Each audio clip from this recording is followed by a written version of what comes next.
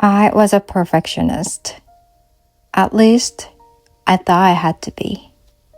At some point, I realized I had been avoiding something for a very long time. Looking back, it was one of the biggest challenges in my life. After I left my job where I used to English almost every day, I kept asking myself, what am I good for? As an adult, I decided to learn English again.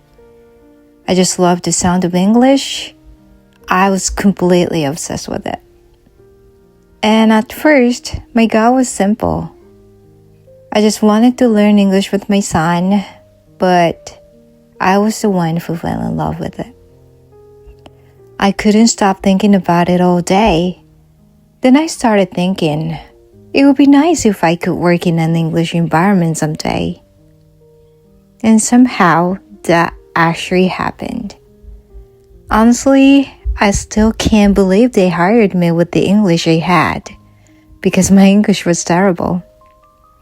I really appreciate that.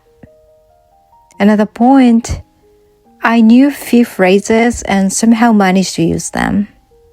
After I started working there, I worked hard to improve my English. Actually, I had already been studying pretty hard before I got the job.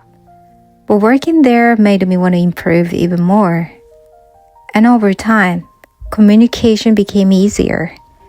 My coworkers started telling me, "Hey, your English has improved so much."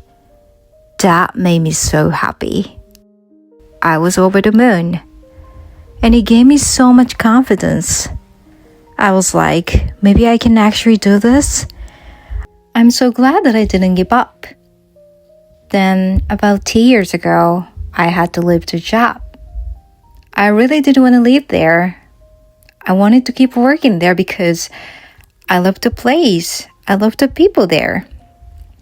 And what's more, I felt like my English was finally improving. It felt like someone took my soul. I felt like I lost part of myself. I think maybe that's a little too much, but at least that's how I felt.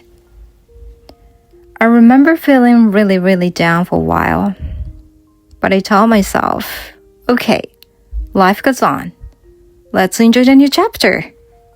At the point, I was already helping people learn English.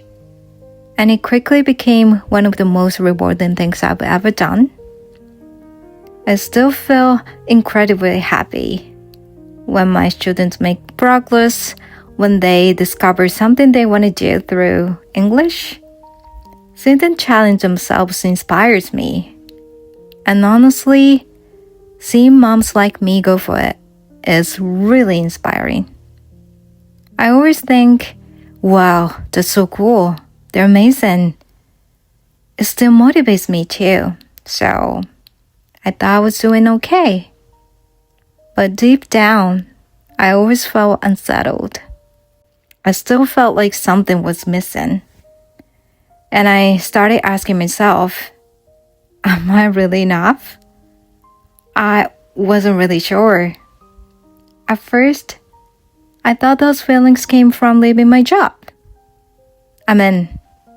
I wasn't working in English anymore. Most of my days were spent taking care of the house and raising my kids. And honestly, I felt like my days of working in English were over. But then I started to realize something. I felt like I've been carrying the same feeling my entire life. And that was the biggest thing I really needed to work on.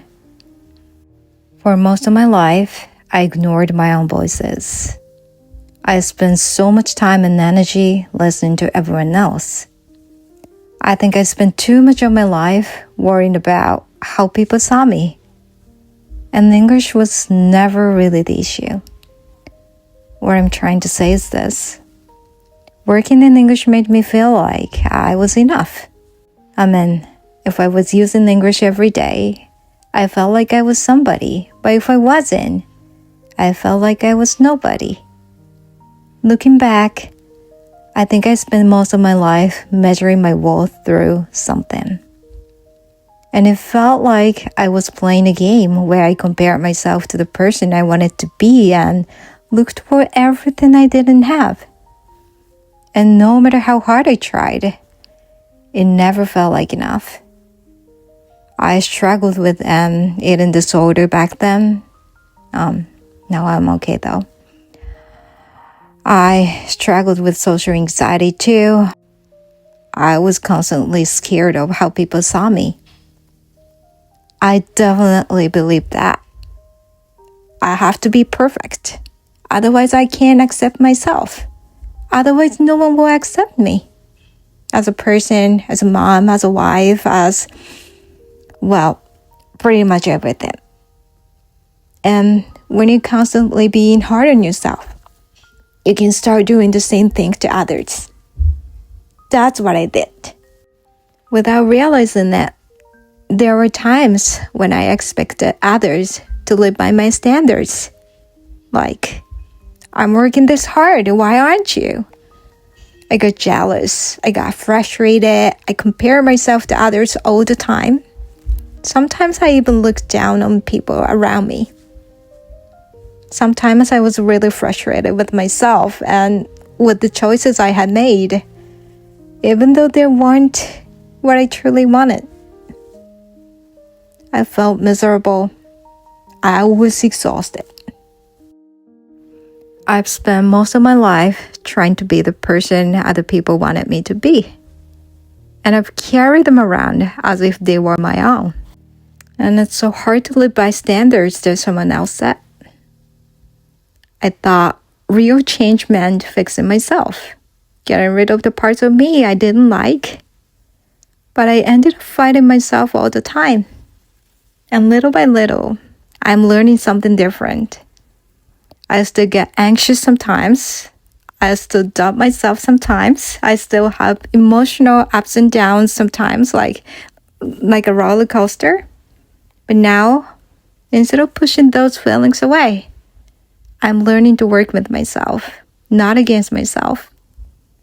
Maybe it's okay to embrace all parts of myself, even the negative ones. And honestly, life is a little lighter because of that, at least for me. I wonder how much easier life would be if we could accept both the parts of ourselves we like and the parts we don't. And just let them coexist.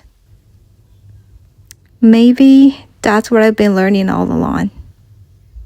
And I'm still on the journey too.